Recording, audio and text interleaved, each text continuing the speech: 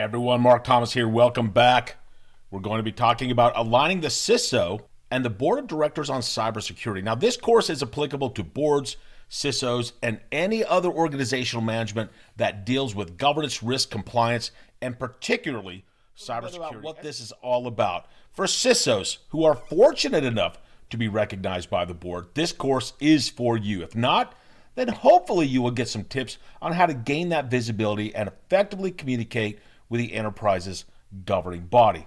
Now, this comes up all the time. Mark, I'm a new CISO at a company with a very active board of directors. What are suggestions on how I interact with them? You are in luck, because that takes us to our learning objectives. First objective, we want to recognize the industry frameworks, standards, and best practices that guide boards and CISOs.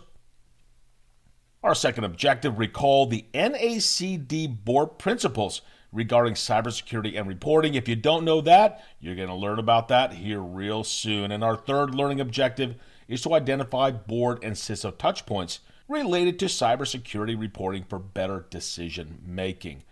Our agenda for today is the CISO and cybersecurity, but I think it's really important for us, before we get started, to talk about the journey and the evolution of this role called the CISO, or the Chief Information Security Officer. Now, back in the 80s, what we had was the emergence. What will we see in the future? Board-level influence and CISO as a critical risk executive. The CISO's role has evolved into a... Interestingly, I made a post on LinkedIn a few years ago where I suggested some questions the board should be asking about cybersecurity.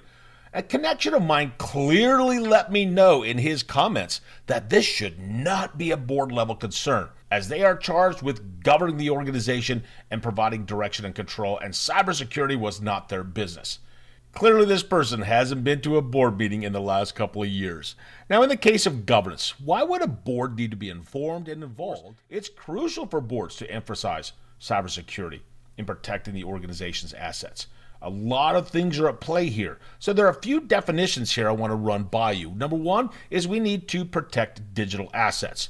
Well, that's safeguarding critical information, systems, and data from unauthorized access. So now we've hit a couple of key points. Let's take a look at these two roles, the board and the CISO. Of course, as we know, the board of directors oversees the organization's strategic direction, governance, and performance, ensuring that management acts in the best interests of shareholder risks and resource needs. Now, we've just talked about this distinction between governance and management, where governance will evaluate, direct, and monitor, while management plans, builds, runs, and monitors those actions within the governance guidelines. Now, there are a couple of challenges between the board of directors and the CISO.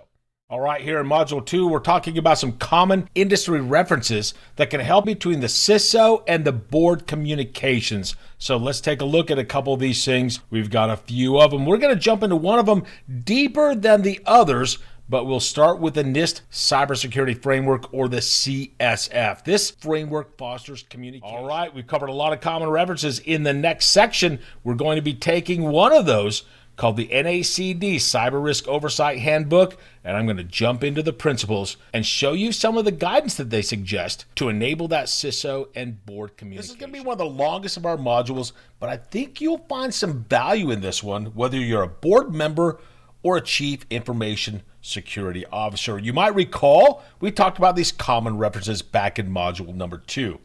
And I also told you that either as a board director or a CISO, one of my favorites that I'd like to highlight is the National Association of Corporate Directors, or NACD, Cyber Risk Oversight Handbook. Let's talk about that just a little bit more. Now, this handbook is one of the very few sets of board oversight practices in the cybersecurity field that focuses on the board and CISO relationship. This 4th edition has the previously identified 5 core principles for boards, as well as their Chief Information Security Officers.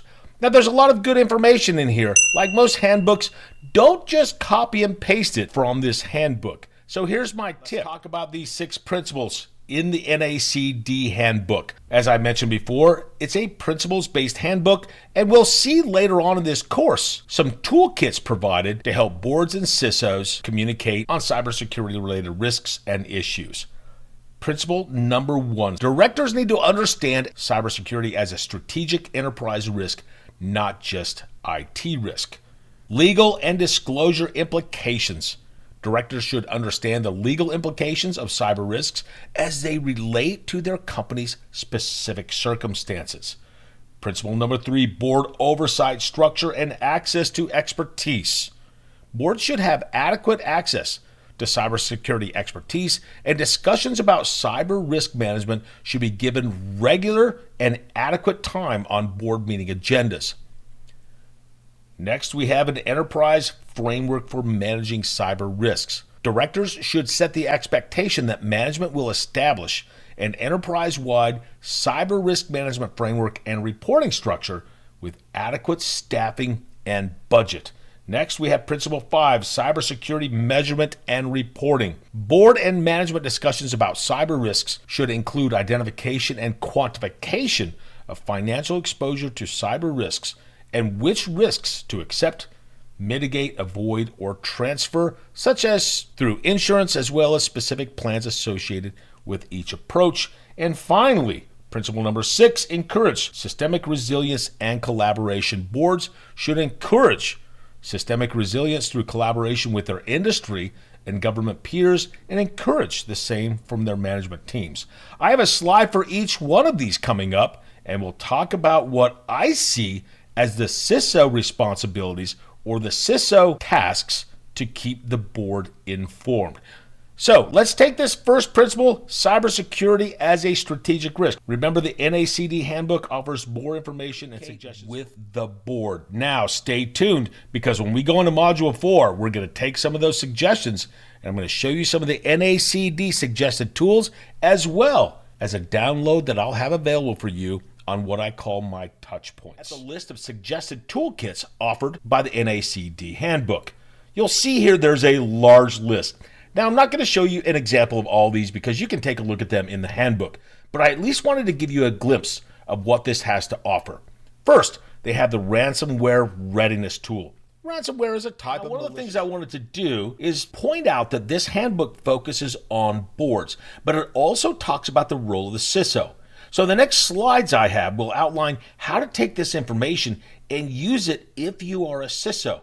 I have one toolkit that I'd like to share with you, and this is going to be a download for you, but it's the CISO and board communication. Okay, great. We talked about communication tools and strategies. Time to wrap up soon. We'll go to my top tips, tricks, and next steps in Module 5. Stay tuned.